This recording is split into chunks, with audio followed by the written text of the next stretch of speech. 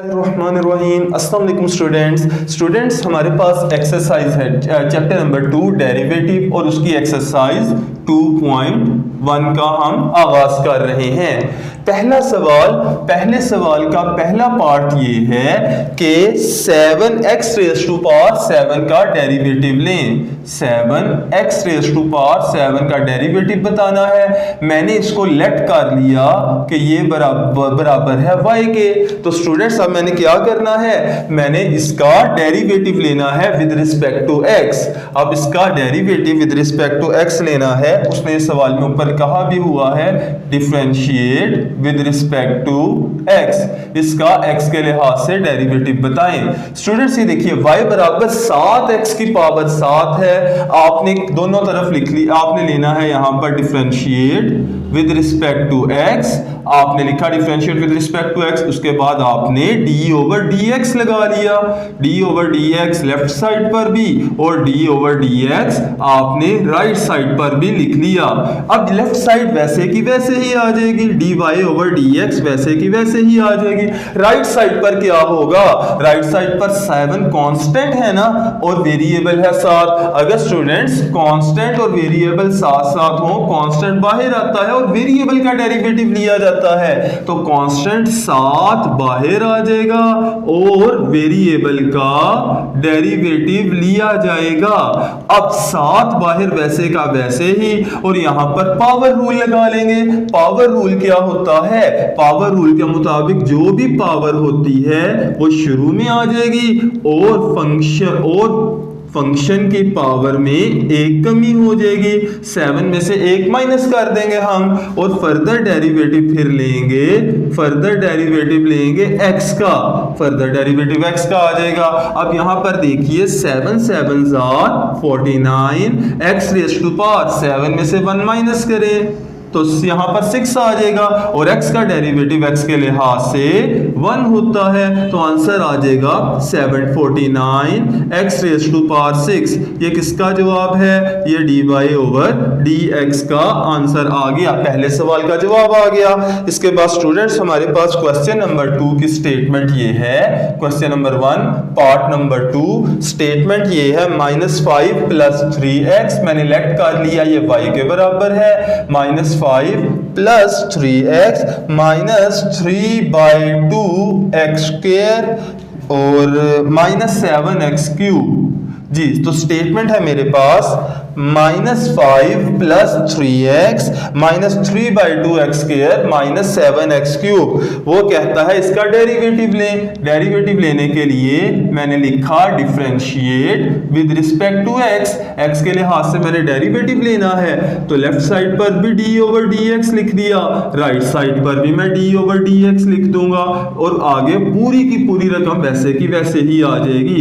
-5 plus 3x minus 3/2 x square minus 7x cube.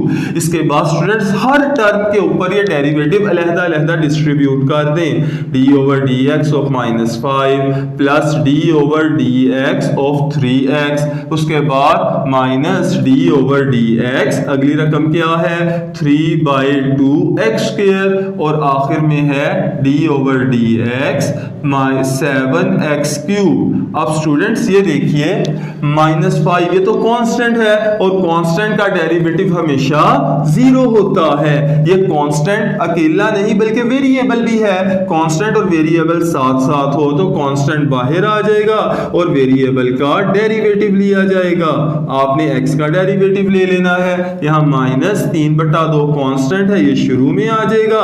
आगे आपने x square का derivative लेना है, आपने x स्क्वायर का डेरिवेटिव लेना है माइनस, अब कांस्टेंट बाहर फिर आ जाएगा और आपने जो वेरिएबल है उसका डेरिवेटिव ले लेना है। अब ये देखिए 0 तो खत्म हो जाएगा, 3x का डेरिवेटिव x के लिहाज से स्टूडेंट्स x की पावर 1 है तो x का डेरिवेटिव x के लिहाज से 1 होगा। शाबाश। -3/2 वैसे का वैसे ही x स्क्वायर का डेरिवेटिव लेना है ना स्टूडेंट्स, इसकी पावर तो 1 से बड़ी है, 1 से बड़ी हो तो इस पर पावर रूल लगेगा। पावर क्या है? पावर तो 2 है, 2 शुरू में आ जाएगी, x की पावर में एक कमी होगी, 2 में से 1 निकलेंगे तो 1 बच जाएगा। और फर्दर डेरिवेटिव हम किसका लेंगे?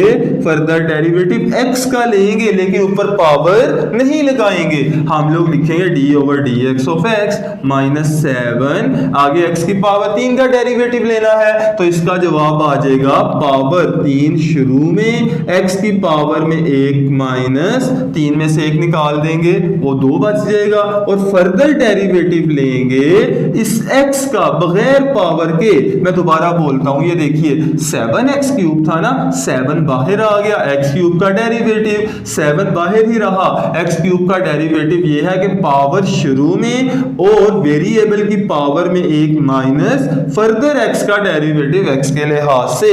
स्टूडेंट्स इसके बाद ये देखिए यहां पर राइट साइड पर हमारे पास जो वैल्यू बच रही है 3 1 3 माइनस 3/2 और अंदर है 2x, x का डेरिवेटिव x के लिहाज से 1 आ जाएगा, -7 3 21, x की पावर 3 में से 1 निकालेंगे 2, x का डेरिवेटिव x के लिहाज से 1, तो यहाँ पर 2 से कट गया और जवाब आया आपके पास। आंसर इसका होगा 3 -3 1 3 3x, उसके बाद -21 1 21 x²।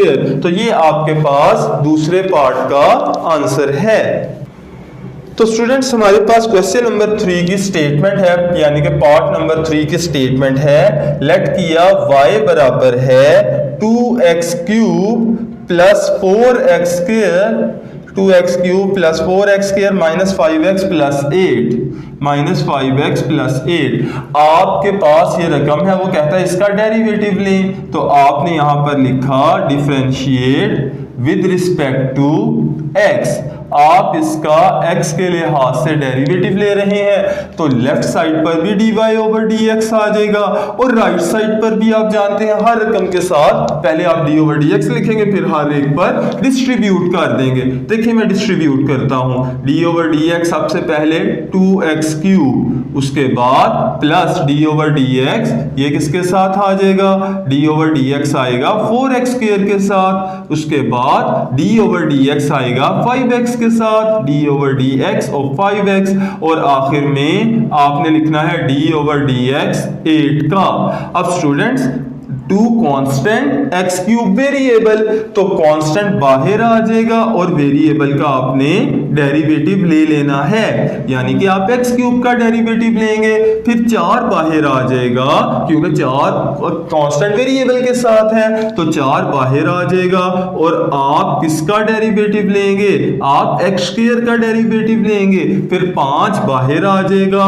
अब आप x का डेरिवेटिव लेंगे और आखिर में तो 8 अकेला कांस्टेंट है और कांस्टेंट का डेरिवेटिव अगर कांस्टेंट अकेला हो तो वो 0 के बराबर होता है, लिहाजा यहां पर बचेगा 2।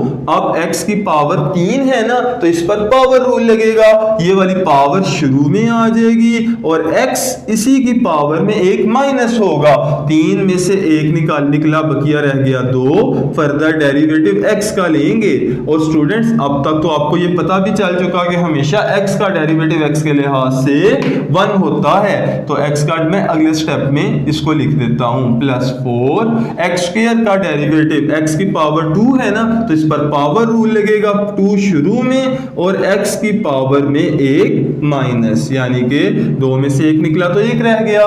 फर्दर डेरिवेटिव हम किसका लेने लगे हैं? फर्दर डेरिवेटिव में x का लेने लगा हूं, x का डेरिवेटिव x के लिहाज से आगे आ जाएगा -5 और x का डेरिवेटिव x के लिहाज से आएगा 1।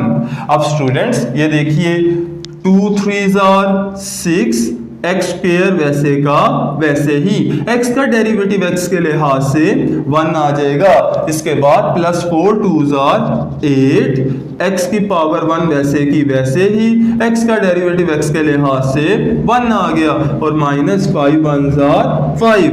तो मेरे पास लास्ट स्टेप में dy/dx बराबर है 6x² प्लस 8x - 5 और यही आपके पार्ट नंबर 3 का आंसर है।